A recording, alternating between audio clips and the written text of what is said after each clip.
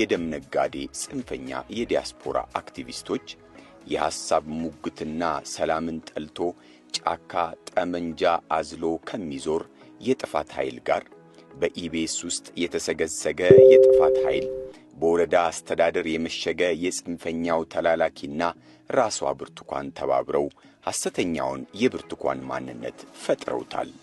ይህ ከመጀመሪያዋ ማንነቷ የሚለየው በ3 ወር ተረግዞ የተወለደ በሴራ ትወና የዳበረ ፈጣሪዎቹ ዓላማና ግቡን የሚያውቁት ተደራሲው ሕዝብን ለቁጭት፣ ለሐዘን፣ ለቁጣ እንዲሁም ሁከት የሚጋብዝ በሴራ የተዘጋጀ አንድ ሐሰተኛ ፊልም ላይ የተገለጠ ማንነት ነው። ብርቱካን በእሁድን በኢቢኤስ ከተላለፈው የፈጠራ ፊልም በፊትና በኋላ እውነተኛው ማንነቷ የተገለጠ ነው። ከፕሮግራሙ መተላለፍ በፊት ከቤተሰብ እስከ ትዳር በኑሮዋ ተገልጣለች። ከፕሮግራሙ መተላለፍ በኋላ ደግሞ በመሪር ጸጸቷ ይህ ነገር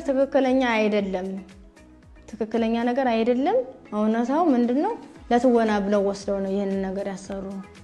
ስለዚህ ሙሉ ነገሩ ትወና ነው የተሰራው እንጂ ሙሉ እናት አባት አለኝ፣ ወንድም አለኝ፣ አክስት አጎት አለኝ። የተሰዎች በእንደዚህ አይነት ሁኔታ ነው የሚኖሩት።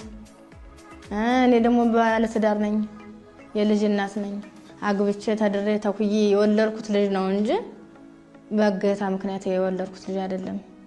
ስለዚህ እኔ ልብ ኬዝ ታማሚ ነኝ፣ አዎ ታማሚ ነኝ።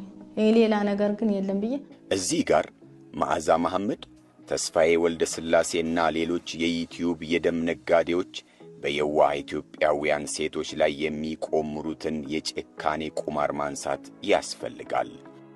ብርቱካን ለሴራ ድርሰታቸው የተዘጋጀች ተዋናይ ነች። ከትወናው በኋላ ትዳሯ፣ ሕይወቷ፣ ልጇ ጉዳያቸው አይደለም።